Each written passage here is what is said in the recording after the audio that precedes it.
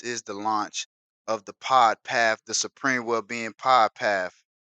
Yo, give it up for yourself, man. Like everybody just, golf clap, heart clap for yourself because I'm telling y'all, this has been such a blessing, such a blessed, beloved path, journey, and just being a universal lawyer and putting those universal laws to the test.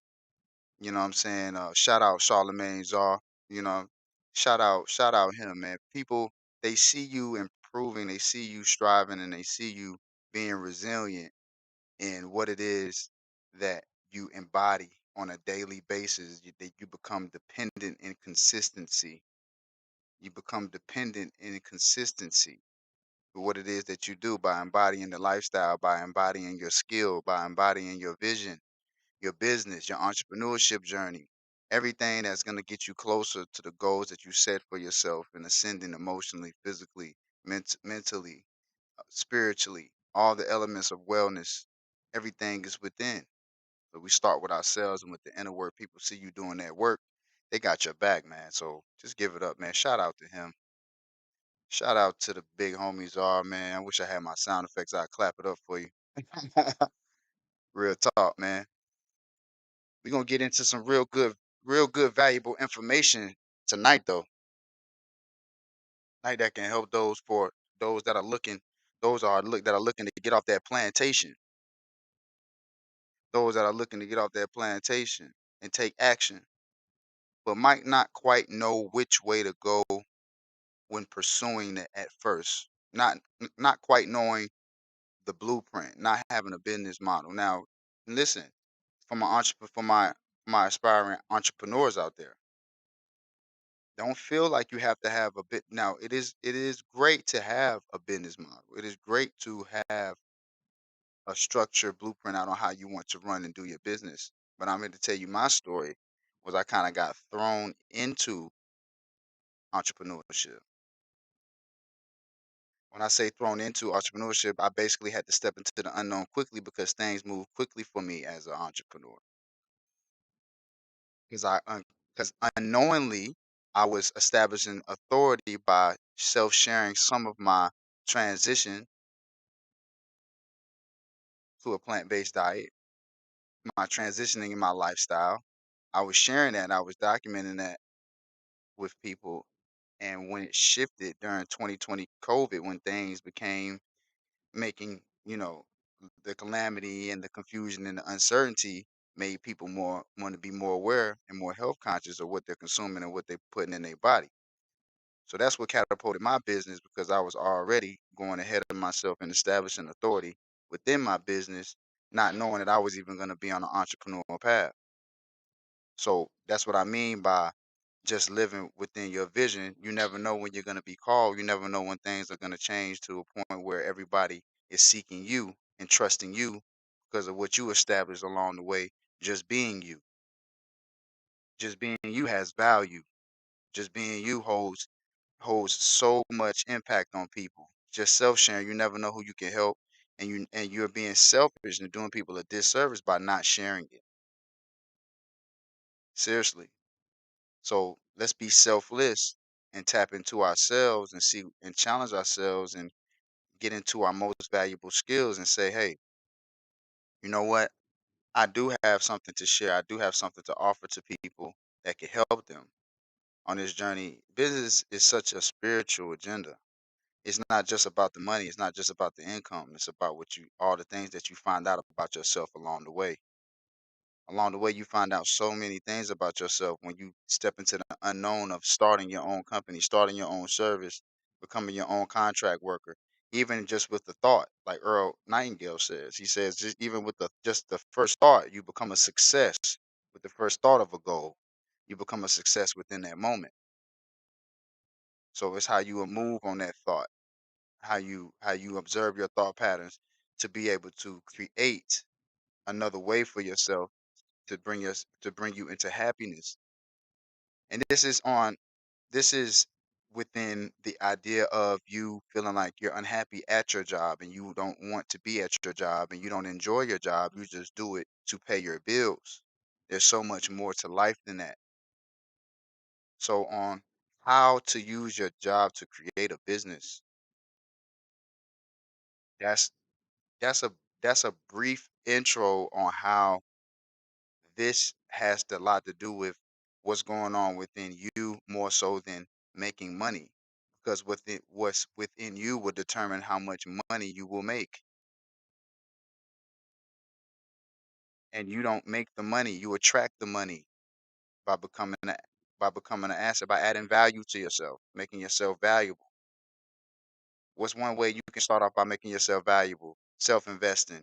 If quick isn't one of the fastest ways you can start off by doing that is exercise. Get out, get your body moving, stretching, put that put that energy back into yourself, that confidence. And it's already been scientifically proven that exercise is related to an increase in mental activity, an increase in self-esteem, an increase in cognitive function. So you just making a small investment of jogging or walking throughout the day, or taking 6, 7 to 10 minutes out of your day to do some burpees or some type of exercise or even stretching, yoga, that will ultimately give you a really, really good deposit within your self investment. That's a really good deposit within your self investment. So that's a nice deposit right there that you're doing. You're starting off with, yeah, accessible, everything, telling you.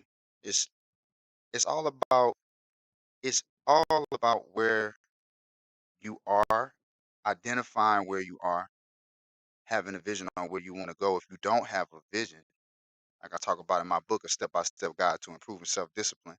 If you don't have a vision, exercise your gifts. Exercise your gifts.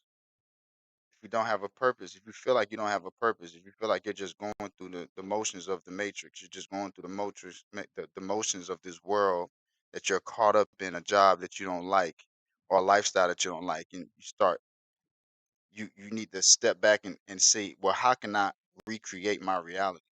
So ultimately, I created the one that I'm in now. Most people don't believe that they can recreate their reality, so they give all their power away to a source that doesn't exist. The source is within you, and the almighty source is within you. To get in contact with that power, you have to do the inner work and go within and be less concerned with what's temporary without in the materialistic 3D realm. This doesn't have any relevance to what you need to do within yourself, other than the distraction of what's keeping you from doing the work within yourself. When you start doing the work within yourself, what you project out will create the reality that you desire, on top of your desires changing within themselves.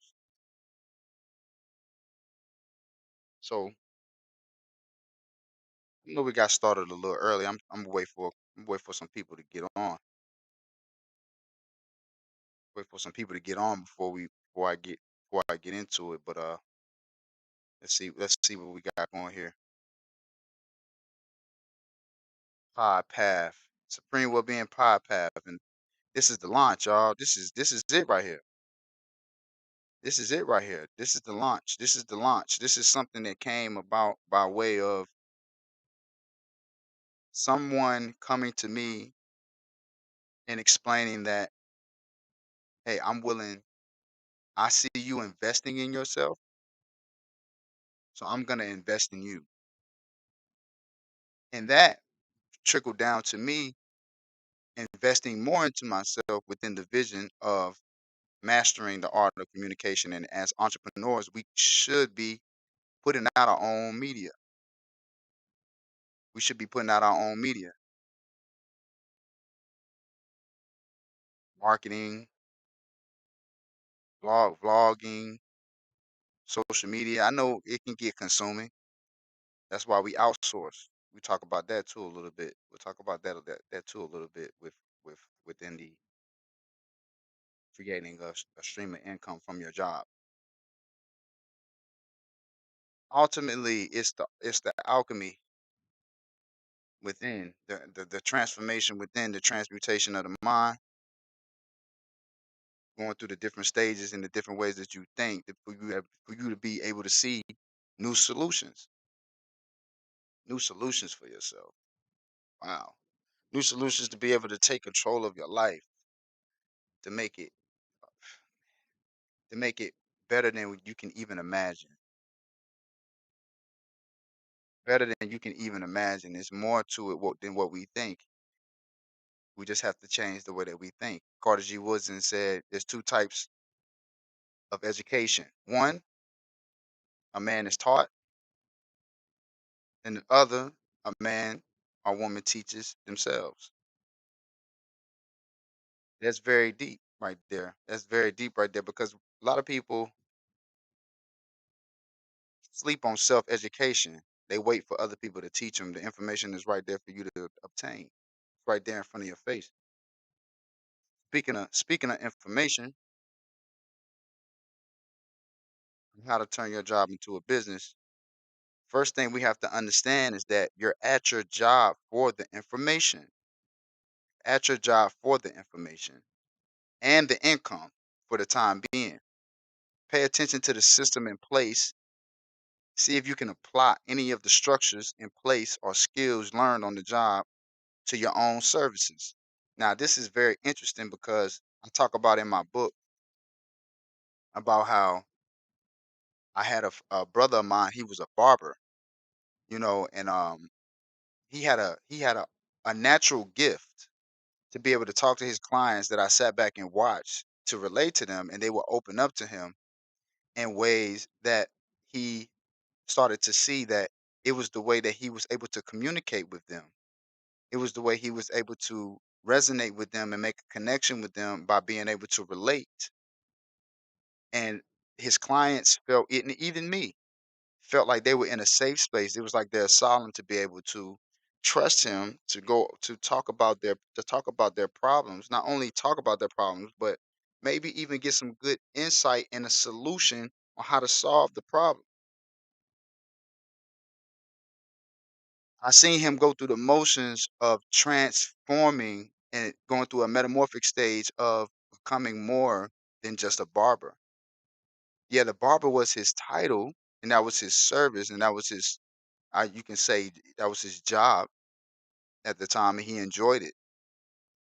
But what he found on what he found on his journey on being a barber was that not only did he love to cut hair, but he also loved socializing. He also loved being a therapeutic safe place for people. He found a new love within exercising his gift. He found a new love with paying attention to what he was doing at his job and the information that he was gathering from people and the information that he was sharing and the structure that he had in place at his job. Yeah, he was paying booth rent. Yeah, he didn't really like the environment that he was in at the time. He wanted to get out of that environment, yet and still he found a way to exercise his gift, to utilize the information given to him. A couple years later, as he began to have more clients and get more and seeing his gift more and what he really and what else that he loved while doing his job, he went to school to be a counselor. So from being a barber, he went to school to being a counselor because he saw how well his communication skills were with people and how people resonated with him and how he was able to bring out the best in people, was able to make people feel comfortable, and he understood that he can impact people even more if he challenged himself and took it to the next level by going to school for counseling. So now he's a certified substance abuse counselor, all from being on the job and sharing experiences with people, being there for them more than a haircut. It was I talk about in my book how like, people felt so comfortable, like the buzz of his clippers was more like was a soothing somatic vibration to put you in a trance of this is our time, this is a safe place, this is time for me to be able to talk to my barber. Yet he was more than a barber. And that's what this is what your job is there for. For those that want to get off the plantation, it's there for the information for you to gather to find out new things about yourself so you can provide services. But pay attention to the structure and the system that your job has in place. There lies your stream of income in the structure, because that same structure and system that they have in place, some of those things you can apply to your service. You can apply that to your service, be able to open up a new stream of income. It might start off as a side hustle and you could grow it into a small business. And then now you're on a whole new path of entrepreneurship because you challenged yourself and stepped into the unknown by doing something different from the information that you got from you was doing from the time that you were present within the now at your job. Information and income go right together. So let's talk about some problem solving. So problem solving, your job solves a problem, right? This is what this ultimately is what entrepreneurship is. Let's see if we can scroll down a bit. Your job solves a problem, providing a service based on a certain principle they put in place for you to follow. What skill sets are you using to go above and beyond at your job solving issues, providing the service as an employee? Those usually are your gifts that you bring to the table to enhance the actual service. Now, another interesting thing, sometimes I do catering at this laboratory. Um, One of my guys, he's a head chef. He has a contract with different cafes and these buildings where they do laboratory work and they sell medical equipment. So I began talking to some of the people there. They had some young interns there, and this is very interesting because the young interns will always take to me and talk to me, and they would ask me certain things about the food, and I would tell them, well, I really can't tell you because I'm vegan. I don't eat. I don't want to lie to you and say that this is good, and I don't even eat it. They would say, oh wow, so we got to talking and we built a relationship based off of, once again, my lifestyle, and once again me sharing information while at the job, right? So I know I'm already in entrepreneurship, but if I wasn't in entrepreneurship, this is another way that you can be attentive and pay attention to the system in place and pay attention to how you communicate with people, not just about what you got going on at the job, but also about what it is about you that is valuable about you, what you're into. That is ultimately going to show you and clarify some things that about yourself. Like, wow, I really am an interesting person. People are intrigued by my lifestyle. People are intrigued by some of my hobbies, interests, and gifts. So we got to talking. They were young interns, and it was three of them, two females and a young male. They went to school. Two were engineers, and one was a PhD in biology.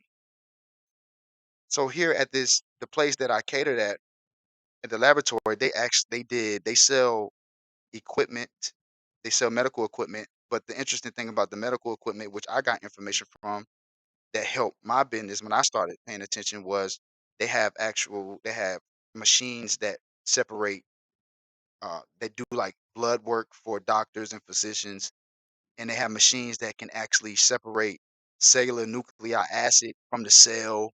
And they have these machines and how they work posted up on the wall with informatics and analytics and things of that nature, and breaking down everything that the machine does, and what it does to the cell, and what it does to plasma and other uh, uh, fluids, or blood testing, plasma testing, cell testing that the machine is capable of doing. They have all the information on the wall.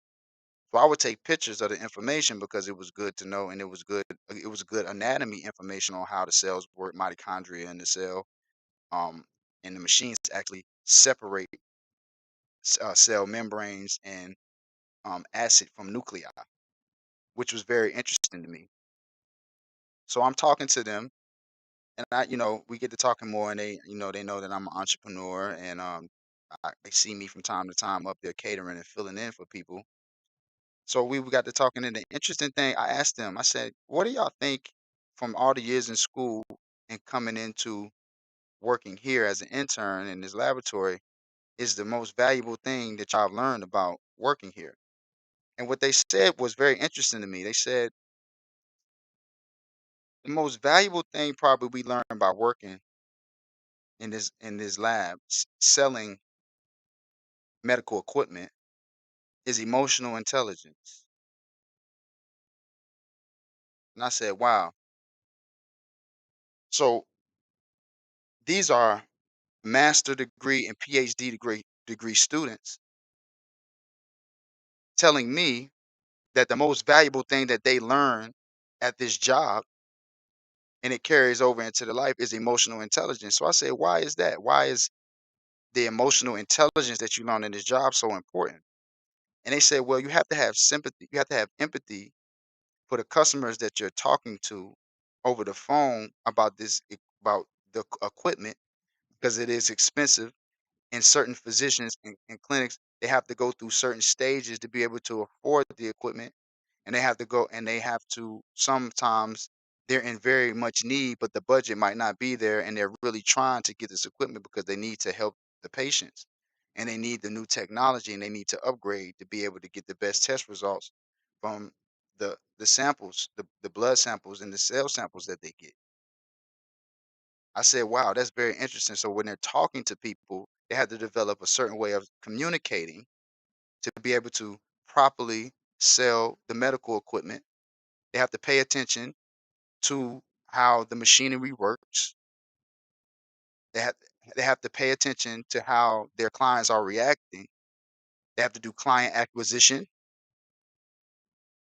um, by way of not necessarily advertising the medical equipment, but explaining it in a way that the physicians and nurses and the people that they're selling to can understand that this is the best piece of medical equipment that they should be purchasing based off what type of work that they do and how they're going to be able to purchase it on the budget that they're working with. So they said that emotional intelligence was the most thing that they had to, not biology, not biochemistry, not algebraic or calculus, not formulas, but emotional intelligence.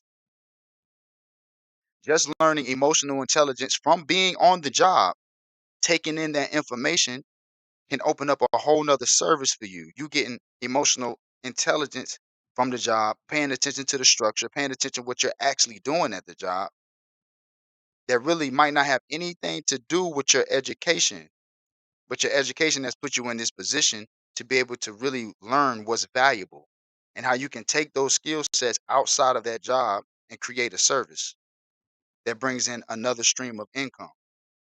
Right. It could be as simple as virtual assistant, providing virtual assistance for other entrepreneurs and digital and that are trying to get that are having trouble with their website or need that are getting a lot of traffic to their website and they need a virtual assistant to people that are coming to their website 24/7 for information, questions about products, how to sign up for subscriptions, so on and so on. So that was very interesting to me how those students said emotional intelligence was the most important and most valuable thing that they learned at a job. And these were PhD student master students.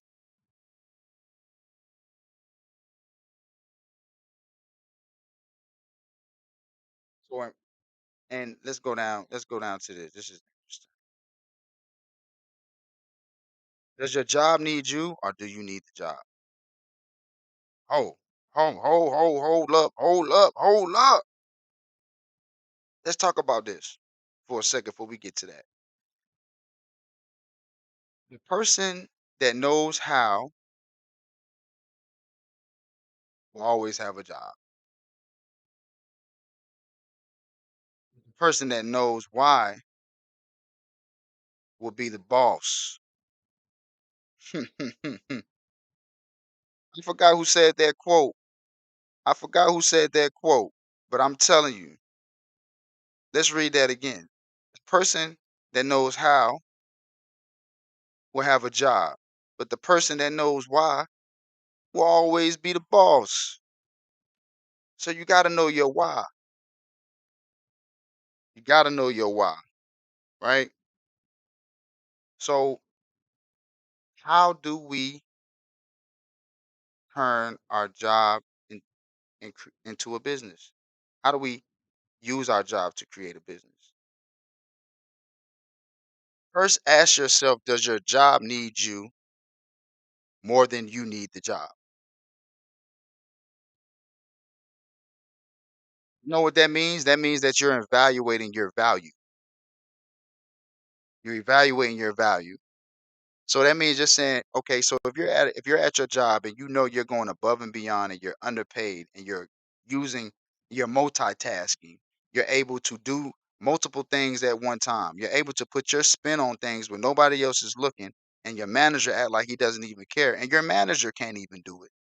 Your manager can't even do the work that you're doing, but they're in a higher position to you because of maybe politics, maybe the corporate world, maybe their education.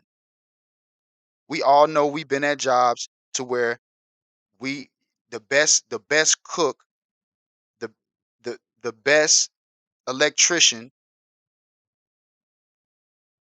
the best plumber, the best medical assistant is not in the highest position because of their skill set, because somebody is ahead of them because of their education or who they know or politics. That's just how the corporate world works. It's more about who you know, not what you know. But if you know that you're overqualified and you're using skills that are outside of the job that you have, there lies an opportunity for you to create an income for yourself instead of giving it to another company that cares nothing about you. But it takes some real self analyzation and thinking about, hey, what am I really doing at this job to how am I really an asset to this job? Okay, that's cool. We get that. We get that, right? They getting off on us. But all they really getting off of is if we pay attention to the information at the job. We hardly ever read the employee handbooks. There's principles in there, structure in there. There's chains of command in there, nepotism skills in there, being able to know how to create jobs. Because if you're overqualified for the position that you're working, you're able to create nepotism. You're able to create jobs because you're usually doing somebody else's job. You're usually doing your job and somebody else's job and somebody else's job, which is why we get frustrated at jobs because they want us to take on more responsibility than they're actually paying us for. So we're trading time for money. Not only are we trading time for money, we're trading more skills than what we're getting paid for a company that's not going to pay us more. Don't matter how much, it don't matter how many it don't matter how many loads of clothes you put through that housekeeping when you in that housekeeping supervisor position. It don't matter how many loads of clothes you do in that hotel or in that facility, you still gonna get paid the same amount. Now you take some of that skill set that you learn and you put it into a passion or a gift that keeps you productive. First, identifying with the information at the job, the structure, how they got things set up, the system, the inventory, all these skills that you're learning how to take inventory. So you know you can do that for yourself with the job. You know, you're learning what you got in stock and what you don't have in stock. You're learning about different companies. You have contact with different companies to order from. You have these contacts, you have these emails. I'm not saying steal their data, but you know, you have the ability to get the information that you need from the companies to get the orders that you need for your department. And you might see things that other people miss all the time. You're a high level observer. As the homie 19 Keys says. Some of us are high level observers and we're not even using it for ourselves. Some of us are high level assets. and we're not even using it for ourselves because we're so caught up in being unhappy at the place that we're at instead of seeing the place that we're at, accepting the place that we're at, and saying, how can I change this? And how can I use this adversity in this situation that I'm in at on the plantation to my advantage? And when I say corporate plantation, that's exactly what I mean. It's just a different institution. It's just evolved. The same way when the slaves got freed and they didn't have any jobs for them, they didn't have anywhere to go. They went back to the plantation to pick cotton. They just paid them money. We program and conditioning to that was the only skill that we had. When in all actuality, we were the best farmers. We could grow anything in any condition. We mostly grew what we ate. We literally, that's when they got scared in the Reconstruction era. We started getting so independent and doing things on our own. They were like, "Whoa, yeah, we've been capable." It's the same thing with the corporate plantation. It's the same thing. We've been making scraps in the soul food. Nah, would not say slave food turn to slave food turn soul food, collards and neck bones. This is just what we do. Does the job need you? Or do you need the job? Be a little bit of both. But you're gonna get to a point where you're gonna see they need you way more than you need them. That's for sure. Keep adding that value to yourself. Keep paying attention to their structure that they put in place and not mimic it, but see the structure, innovate it, and say, hey, I can provide a service like this and I can put it out there and actually I can do it in a way that I can do it lower cost. I see here they spending way too much money. Like I wouldn't even do it like that. See now you solving problems within a business, within a corporation that don't even care, that don't even care don't even care nothing about us. So you like, you know what? I'm about to take this right here and put this into myself, into my own business, into my own gift, to my own productivity, to my own entrepreneurship, and take it from there. It's the information. You're there at the job for the information and the income.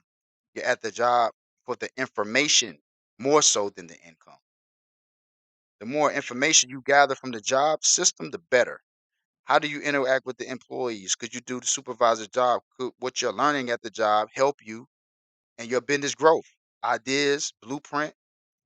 Wanting to leave your job is a feeling of uncertainty and happiness sometimes, yes. But working towards creating your own job is a spiritual awakening. It's a spiritual awakening. And with a business, you're literally creating a spiritual entity that you're seeing come into manifestation. When I was working and I'm a certified cook, so I've been cooking for years before I went on my entrepreneur journey. That's what I was doing. And then when I went plant based, I've been plant based now for 7 going on 8 years, and I had to learn how to cook in a whole different way. It was a whole different art. That was a whole different skill that I had to learn. So when I used to be working at jobs, they would say, "Hey, Dad, could you give us a vegetarian, a vegan option?" And I would say, "Well, yeah, I probably can do that for you every week or so." And then it hit me. I said, "I'm making a special vegan and vegetarian option, and I'm not getting paid any more money. I'm adding a feature and a great asset because at that time, veganism it was trending. So I'm putting up an option. I'm giving y'all an option, and people are buying it, and they're enjoying it, and I'm getting paid the same amount of money." And now I say, well, now I'm leaving. I'm reflecting back, thinking about that. I could be leaving money on the table with Supreme Wellbeing because I can be plant based cooking and catering for my own business. But that's what I learned when I was at the job. I had to go through those stages at the jobs to be able to understand what it is I was capable of. So this the spiritual awakening is when you start seeing the value within yourself and in the skill set that you have developed by going through changes in yourself, and you see that your job sees it. They want to use you to increase their business, their company, their sales, right? But your actual existence is a business within itself. enhancing their services with a skill that you possess that you can provide a service for yourself. But we don't believe in ourselves enough to step out on faith to say, hey, no, it's a mindset. The mindset has to go into you saying, you know what? I'm going to shift my perspective around this job. I'm going to look to what I can learn in the structure of the job because I'm about to go out on my own.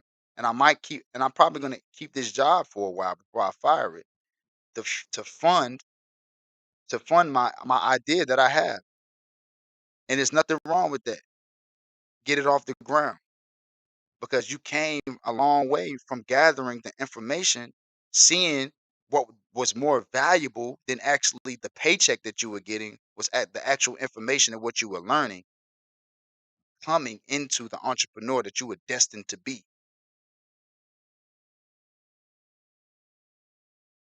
It's the information more so than the income. Beginning stages, you're at the job first for the information and the income.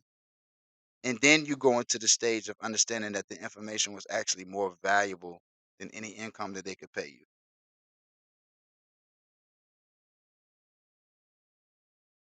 Yo, it's the PodPath launch, man. I just wanna I just wanna give it up. We jump right into this. I'm still learning the technicalities about this whole thing when it comes down to the audio and it's a learning experience. This is what we're here for. Y'all growing with me. We're growing together. We're growing together. And that's what it's about. The growth. I'm not scared to grow. I'm not scared to elevate into a sin and to share it and document it to those, 'cause it could be an inspiration to somebody. And at this point, I'm just here to inspire. Yo, y'all make sure y'all visit www.mysupremewellbeing.com, yo. Y'all make sure y'all visit, sign up. Don't miss those deals. Don't miss those deals. Check out my pin site too. My pin site would be in the description on my YouTube. I appreciate y'all. I'm gonna have more and more and more coming for y'all, and I appreciate everybody that's been tuning in, rocking with me. Peace and wellness to the family.